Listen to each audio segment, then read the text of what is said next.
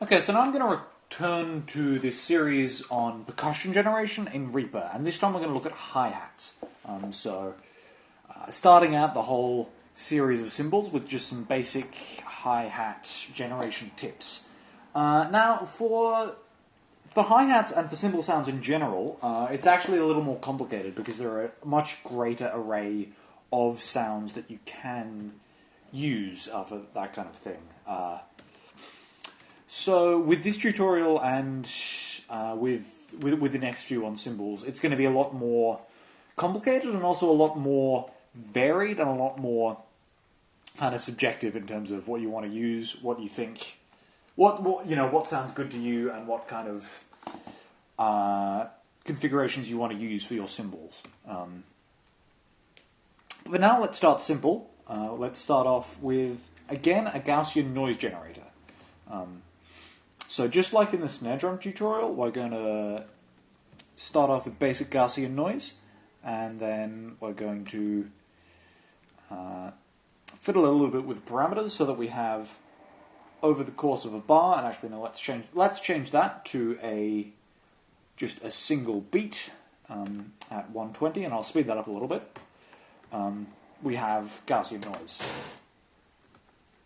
And if we loop that, just a very basic kind of like the worst snare sound imaginable. And as I was mentioning in that snare tutorial, what a Gaussian noise generator essentially does is it just creates random data using a bunch of algorithms that I don't have time to explain at the moment, and there are probably better explanations of how they work on the internet. I'll link if I find any. But yes, one of the properties of that random data is that in terms of the frequencies that it falls at, it is completely random as well. So anywhere between 20 and 20,000 hertz, which is the normal frequency range of human hearing. So if we look at that on a spectrum right here, you can see that across the frequency spectrum, it is relatively even, which is not what we want for a good hi-hat, or a good anything really, because that sounds incredibly unnatural. So what we're going to do, as you've probably kind of seen me doing already here, is start to isolate some of those higher frequencies. Which, as you can maybe start to hear, is kind of getting towards an open hi-hat sound already, because much like a snare, and much like a lot of kind of elements of the drum kit, a lot of what you're getting from kind of an open hi-hat sound really is just random noise. So, let's add a little distortion to that. Maybe you can hear already.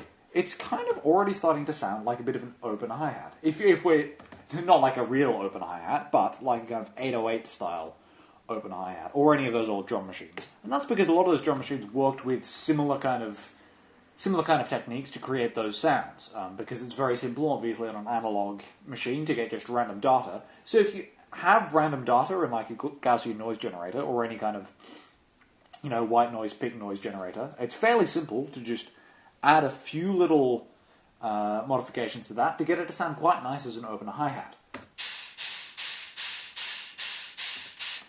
Now, that's not quite the kind of compression that we're looking for quite yet. I've just added a compressor to this, because that's much better.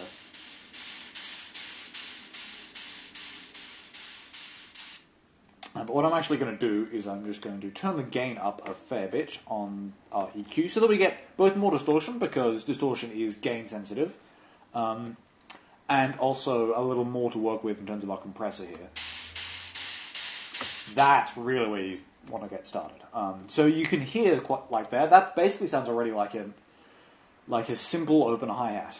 But also there are still some nasty frequencies there. So what we're going to do now is, because distortion tends to favor those low frequencies, even though we tried to equalize them out with our first EQ, what I'm just going to do is do a high-pass filter that's going to get out a lot of those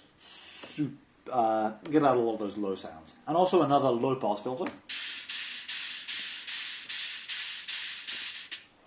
just so that we can get out some of those ultra high sounds, because even though those are the kind of sounds that realistically you'd be looking for in a hi-hat, those aren't the kind of high sounds that sound terribly nice. And then for a little bit of just added effect, we can add a little bit of just only a little bit, only a tiny little bit of reverb. So this is Reaper's Reverbate plugin, which is much better for very short decay reverb than the other generic one. So okay, so I think this is starting to sound okay. So what we can do is, much like before, I'll just go and add some random file to that, and we can mute that channel and tell that to go away, and then we can go back and render this as hi-hat 1. So go to the fresh sounds folder and just call that hi-hat 1, and you select the time selection so that you don't end up with a 4-minute file of nothing. So there we go. Now let's start to make some modifications to make this a little more complicated. Actually, I probably should have called that open hi-hat 1. It's always good to have those classifications neatly worked out. And what you might have noticed in that waveform I just rendered there is that it's nowhere near peaking. So what we can do is just turn the gain up in the channel itself. Do we start to get something a little more, that's a little more...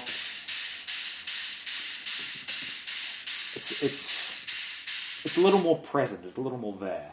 And then we can go to compressor and start to fiddle a little more. It's probably not terribly good practice to have this many compressors on a single track, but that's just how I like to work sometimes, because I think, given the nature of how simple the essentially random data that you're working with to begin with, I think it's good to kind of add some complexity in terms of how it's being compressed, even if it doesn't end up with the neatest kind of, exponential rate of compression or whatever. It just adds a little bit of, I guess, lo-fi complexity to it, as if you're running, say, an 808 drum machine through a whole bunch of different leads, which all have different properties, and through a bunch of different compressors, which all work differently.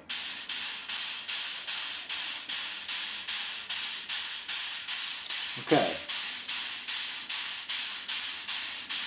So that's the kind of sound I really like, that kind of really hard compressed sound. So I'm just going to turn up the ratio and put down the threshold on some of these really high ones. Ooh, maybe a bit too much. That's better. And now also what I'm going to do, because I don't quite like how long this is lasting for a nice sharp open hi-hat, I'm going to increase the tempo to, say, 250. Or maybe a bit too much.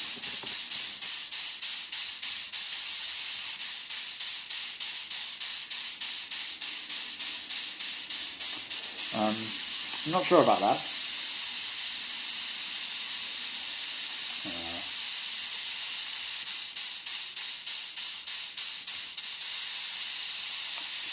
Okay.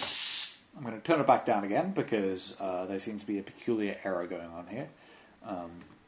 So what I'm going to do instead of increasing the tempo, because that does also impact the way in which our nice little starter here is going, is I'm just going to bring the decay forward manually, which I've just done in the parameter. So that sounds kind of nice. But what I reckon I could do with is a little bit of simple chorus. Take down the pitch spread.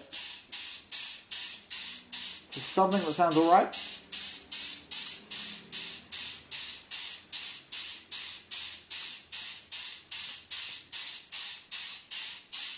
So now we're getting that kind of classic, lo-fi chorus sound. But because we are working with very simple sounds, and what a chorus is essentially doing is just duplicating the sound. So we're getting the same random data, 3 instances of the same random data that's just being duplicated. And because of the pitch spread, it is kind of obvious that it's just duplicates of the same data, which kind of loses the randomness. You can kind of hear the chorus effect a bit too strong there. So what we're going to do, to make it not too obvious that it's just being duplicated, and make it sound like it is legitimately 3 different instances of data, just add a little bit of reverb. That's a little too much, so I'm going to take that down a bit. We don't want to make it sound like there's actually reverb on here. We're just going to obscure the nature of the chorus, so it doesn't sound like it's just a duplicate. That sounds alright, but I reckon after this we need another EQ.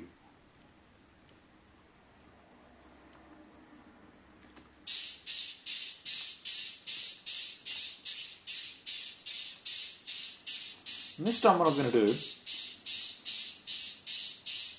make it really specific. So I'm going to fiddle with the bandwidth of both of my high and low pass filters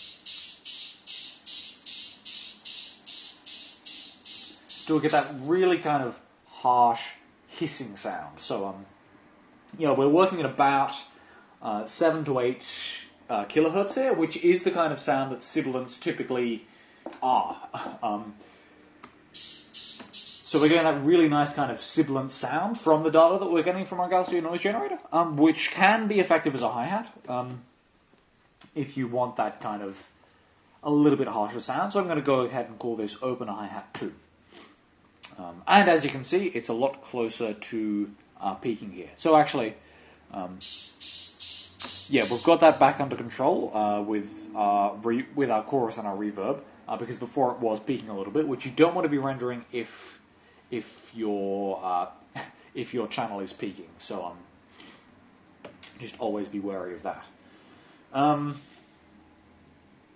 And let's try. This is just going to be an introductory tutorial, so let's not get too complex. Let's not try any other ways of generating hi-hats. But for now, let's just stick with this noise generator, and maybe we can add a tone generator as well. But for the first time here, we're going to use a saw generator instead of a sine generator, which is much better for this kind of thing. And again, we're not going to worry too much about the actual, whatever note this would theoretically be in West intonation,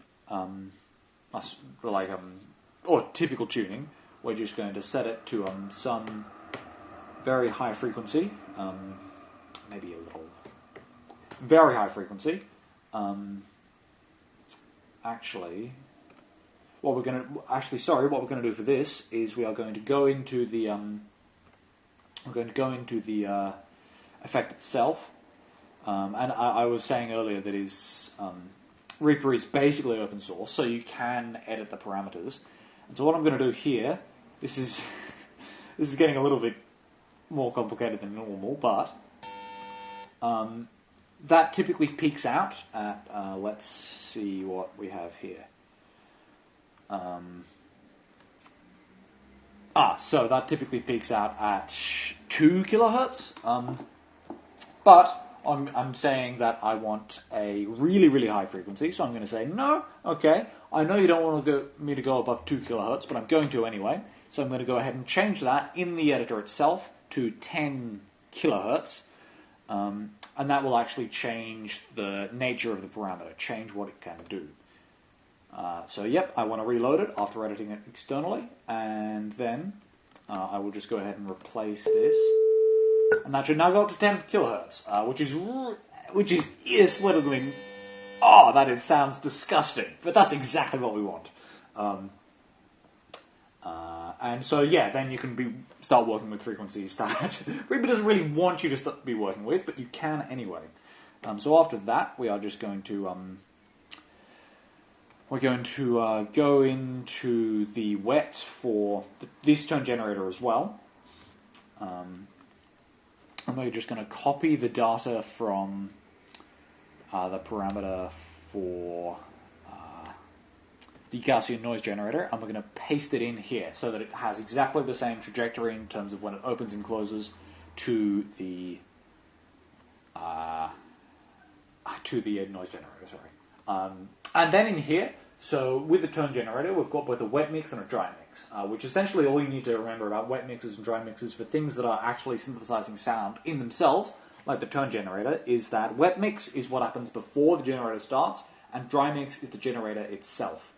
So we're going to leave our wet mix at 0, so that means that the noise that's currently coming in from this mess of effects that we have here, which starts at the Gaussian noise generator, is not going to be affected in terms of its amplitude by the tone generator. We're just going to be adding a little bit of saw wave, super high saw wave, at, let's start at minus 6 decibels. Okay, and now we're starting to peak again because we've just added another thing to our noise that was already basically clipping. So what we're going to do now is just turn that down a little bit because I thought that was a little too loud. And now go into our equalizer again because really the properties of the sound we've just got are going to be changed dramatically by the fact that we've just got a massive new thing at 10 kilohertz. And actually, to be honest, I think 10 kilohertz might be pushing a little, so let's go down to about 8. See what that does. Sorry, I don't want to save the effects chain for now. We can do that later.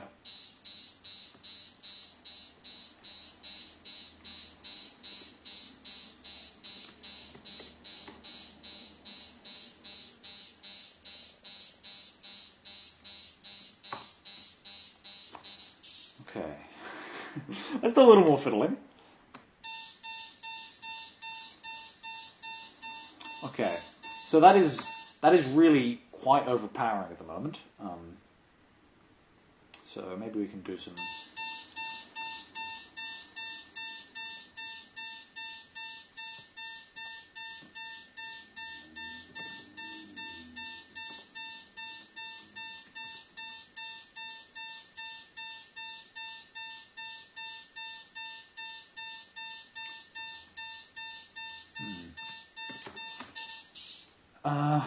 Okay, so what I might have to do for this tone generator is also just add a parameter for the wet mix itself. Sorry, not the wet mix. For the should I have one for the dry mix? Yes, that is what I'm going to do. I'm going to do that, and I'm going to put that down a little. Which isn't really doing anything at the moment, so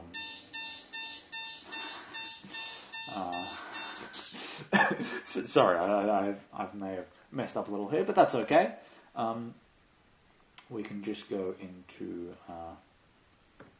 the wet mix, tell it to go down a little, maybe put it up a little bit. Just until we get something that sounds okay, and that also looks okay. So you can see the nature of our, the nature of what's being analysed in the frequency, in the equalizer here, is quite different. It does have those peaking properties of a saw wave. So what we're going to do is, again similar to before, just adjust the bandwidth of both our high and low pass filters, so that we've got something quite nice and harsh. And then just go in, and after we've kind of isolated that, so essentially working like a bandpass filter, but going quite high in terms of the bandpass that we want to use. And just add a graphical wave shaper. Not quite like that, that's a little too harsh.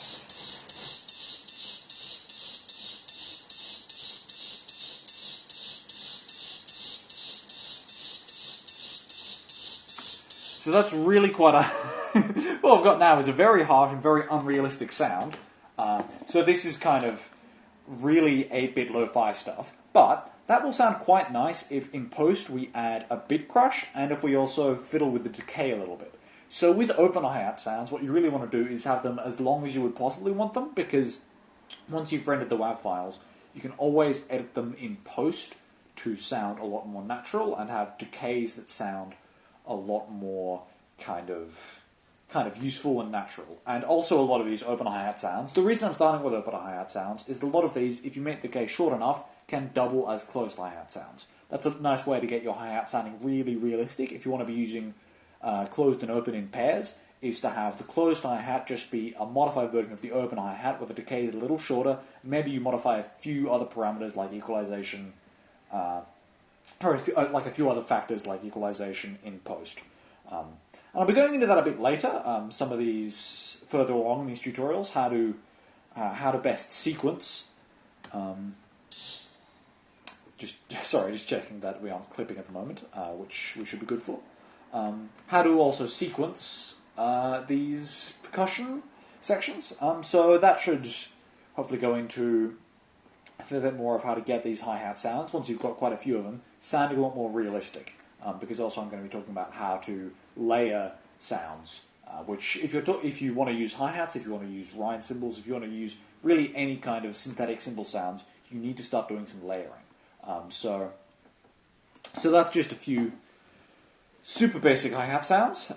Fairly simple, fairly unrealistic, because it does take a lot more complex generation to get realistic sounding hi-hat sounds, which I'll be going into a bit later, hopefully. But for now, that's how to generate a hi-hat sound. So basically, all you need to know for hi-hats, or really cymbals in general, is that they use noise as their main basis of synthesis, just like snare drums, but not as noisy as snare drums. And also they are typically found in the same frequency range as sibilant sounds. So between 5 and 10 kilohertz is where we're going to be going for really getting a nice hi-hat sound.